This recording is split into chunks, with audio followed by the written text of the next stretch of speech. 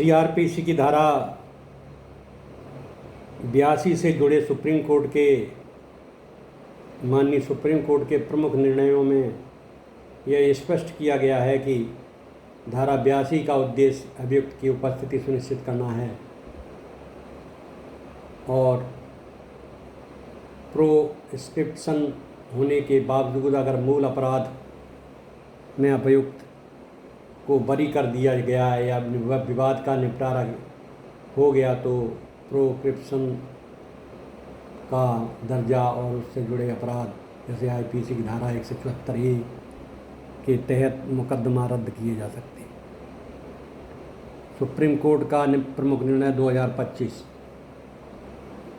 Criminal appeal number 4359/2024 निर्णय दिनांक 2 जनवरी 2025। Supreme court ने यह स्पष्ट किया है अगर अभियुक्त को मुख्य अपराध जिसमें प्रोक्लेमेशन जारी हुआ है, उद्घोषणा जारी हुई है, में बरी कर दिया जाता है तो प्रोक्लेमेंट ऑफेंडर का दर्जा बनाए रखना या 174A आईपीसी के तहत मुकदमा जारी रखना न्याय संगत नहीं है। कोर्ट ने निर्णय निकाला कि केवल प्रक्रियात्मक औपचारिकता के चलते बिना मुख्य अपराध में कोई दोष सिद्ध हुए अभियुक्त को प्रोक्लेम्ड ऑफेंडर या अन्य आपराधिक अभियोजन की स्थिति में रखना अनुचित है। अग्रिम जमानत पर सुप्रीम कोर्ट की व्याख्या। Supreme court Asha Dubey versus state of MP criminal appeal number 4564/2024 निर्णय दिनांक 12/11/2024। कोर्ट ने कहा कि किसी को प्रोक्लेम ऑफेंडर घोषित किए जाने के बावजूद अग्रिम जमानत एंटीसिपेटरी बेल का पूर्ण रोक नहीं है। अगर केस में परिस्थितियां और अभियुक्त के व्यक्तिगत अधिकारों को देखना जरूरी है, केवल प्रोस्क्रिप्शन से स्वतः अग्रिम जमानत इनकार नहीं किया जा सकता। लेटेस्ट जजमेंट में मुख्य बातें। सुप्रीम कोर्ट ने धारा 82 सीआरपीसी की प्रक्रिया को आरोपी की उपस्थिति सुनिश्चित करने के लिए बताया। यदि आगे चलकर मुख्य अपराध में आरोपी निर्दोष सिद्ध होता है और विवाद निपट जाता है तो प्रोक्लेम्ड ऑफेंडर की स्थिति और उससे जुड़ी आपराधिक प्रक्रिया को समाप्त करना चाहिए। आईपीसी की धारा 174A के तहत अभियोजन प्रोक्लेमेशन के दौरान अदालत में हाजिर न होने पर स्वतंत्र अपराध रहेगा, लेकिन अगर अभियुक्त बाद में बरी हो जाए तो यह मुकदमा भी बंद किया जा सकता है। अग्रिम जमानत का अधिकार प्रोक्लेमेशन के बाद भी बरकरार रहता है। सुप्रीम कोर्ट ने इस पर स्पष्ट दिशा निर्देश दिए हैं। निष्कर्ष। धारा 82 सीआरपीसी सुप्रीम कोर्ट की व्याख्या में मुख्यतः आरोपी को न्यायालय के समक्ष उपस्थित कराने हेतु यदि मुख्य अपराध से अभियुक्त बरी होता है या कोई समझौता हो जाता है तो प्रोक्लेम्ड ऑफेंडर की स्थिति और 174A आईपीसी के तहत चल रहे कार्रवाई भी समाप्त की जा सकती है। साथ ही प्रोक्लेमेशन के बाद भी अभियुक्त अग्रिम जमानत मांग सकता है। इस प्रकार आपने देखा कि सुप्रीम कोर्ट ने कई जजमेंट ऐसे दिए हैं जिसमें उन्होंने माननीय कोर्ट ने अग्रिम जमानत तक को कहा है कि इसे अग्रिम जमानत मिलनी चाहिए। आशा दुबे बनाम मध्य प्रदेश राज्य SLP क्रिमिनल नंबर 13/123/2024 के निर्णय का सारांश निम्न प्रकार। मामला और तथ्य। अपीलकर्ता आशा दुबे एक मृत महिला की सास हैं और उन पर भारतीय दंड संहिता व दहेज निषेध अधिनियम के तहत अपराध का आरोप लगाया गया था। उनके विरुद्ध धारा 82 CRPC के तहत प्रोक्लेमेशन भगोड़ा घोषित जारी किया गया था और गिरफ्तारी की आशंका के चलते उन्होंने अग्रिम जमानत के लिए सुप्रीम कोर्ट का रुख किया था। सुप्रीम कोर्ट का फैसला सर्वोच्च न्यायालय ने स्पष्ट किया कि केवल धारा 82 CRPC के तहत घोषित अपराधी भगोड़ा घोषित होने के भर से अग्रिम जमानत एंटीसिपेटरी बेल का अधिकार स्वतः समाप्त नहीं हो जाता। कोर्ट ने यह भी कहा कि हर मामले की परिस्थितियों के अनुसार अग्रिम जमानत दी जा सकती है और प्रोक्लेमेशन स्वतः रोक का अधिकार नहीं बनता। अदालत ने याचिकाकर्ता को निर्देश किया कि जांच में पूर्ण सहयोग करें और आवश्यक शर्तों का पालन करते हुए अग्रिम जमानत का लाभ प्राप्त कर सकते हैं। महत्वपूर्ण बिंदु CRPC की धारा 82 प्रोक्लेमेशन का उद्देश्य केवल अभियुक्त को अदालत के समक्ष प्रस्तुत करना है। यह अग्रिम जमानत के अधिकार को नहीं रोकती है।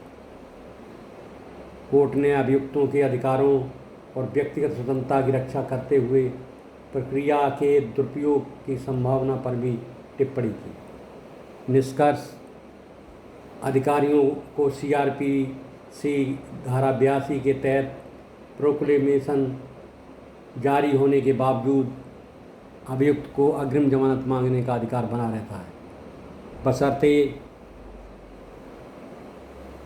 वह जांच में सहयोग करे और अदालत द्वारा लगाई गई शर्तों का पालन करे।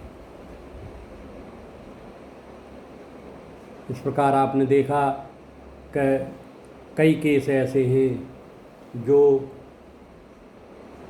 माननीय सुप्रीम कोर्ट ये कहती है कि अग्रिम जमानत तो अभियुक्त लगा ही सकता है और उसे अग्रिम जमानत दी जानी चाहिए। आशा Dubey versus state of Madhya Pradesh मामले में मुकदमे के मुख्य तथ्य और फैसले का सरल भाषा में निम्न प्रकार वर्णन है। आशा दुबे पर दहेज से जुड़ी मौत के मामले में FIR दर्ज हुई थी। पुलिस की जांच के दौरान वह अदालत में पेश नहीं हुई, जिससे उन्हें CRPC की धारा 82 के तहत भगोड़ा घोषित कर दिया गया। गिरफ्तारी का डर होने के पर उन्होंने सुप्रीम कोर्ट में अग्रिम जमानत की याचिका लगाई।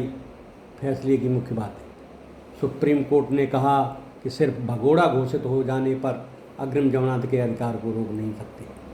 कहने का तात्पर्य ये है कि अगर कोई भगोड़ा घोषित कर दिया गया है अदालत के द्वारा तो भी उसे अग्रिम जमानत दी जा सकती है। इसमें माननीय सुप्रीम कोर्ट ने पूरी व्याख्या दी है।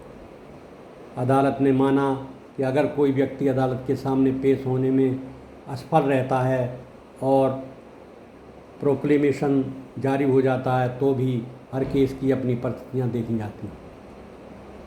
सुप्रीम कोर्ट ने आशा दुबे को शर्तों के साथ अग्रिम जमानत पर गिरफ्तारी न हो देने का आदेश दिया।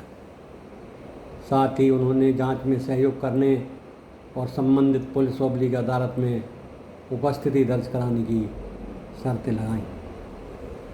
सरल शब्दों में, यदि कोई व्यक्ति भगोड़ा घोषित हो जाए तो भी उसे सुप्रीम कोर्ट में अग्रिम जमानत अरेस्ट से पहले जमानत का अधिकार मिल जाता है। ये एक विशेष बात है कि अगर कोई भी अभियुक्त अदालत से भगोड़ा घोषित हो जाता है लेकिन माननीय सुप्रीम कोर्ट के दिशा निर्देशों के अनुसार उसे अग्रिम जमानत अगर उसने डाली है तो चाहे वो सेशन कोर्ट में हो चाहे वो माननीय हाई कोर्ट में हो, उसे अग्रिम जमानत मिलनी चाहिए। अगर वह जांच में सहयोग करने को राजी है और अदालत की शर्तें मानता है तो उसे अग्रिम जमानत मिलने का पूरा अधिकार है। इस प्रकार आपने देखा कि अगर आदमी भगोड़ा भी हो जाता है, अदालत उसे भगोड़ा घोषित भी कर देती है, तो भी अग्रिम जमानत पाने का वह हकदार है, बशर्ते कि वो माननीय अदालत के सामने उपस्थित हो और अपनी बात माननीय अदालत के सामने कहे। क्योंकि जब तक अदालत आपकी बात को नहीं सुनेगी तब तक आपके पक्ष में निर्णय नहीं देगी। आपको अपनी पूरी बात बतानी चाहिए वकीलों के माध्यम से, तभी आपको राहत मिल सकती है, अन्यथा नहीं। इस प्रकार धारा 82 का मैंने माननीय सुप्रीम कोर्ट के केसों के द्वारा उदाहरण देते हुए बताया कि धारा 82 में अगर भगोड़ा घोषित भी हो जाए तो उसको अग्रिम जमानत मिल सकती है। धन्यवाद। अब मैं आपसे पुनः आग्रह करूँगा कि हमारे इस चैनल को सब्सक्राइब करें, बेल आइकन दबाएं और लाइक करें। अब मैं विषय को बड़ी गंभीरता के साथ विस्तार दे रहा हूँ। आप लोगों कहीं भी दूसरी जगह ये ढूंढने की ज़रूरत नहीं है तो माननीय हाई कोर्ट के, माननीय सुप्रीम कोर्ट के लॉ केस कौन से। मैंने इसमें ये चीज़ें और जोड़नी शुरू कर दी हैं जिससे विद्यार्थी वर्ग को, नए नए वकीलों को ये बहुत बड़ी सुविधा मिल जाएगी। धन्यवाद।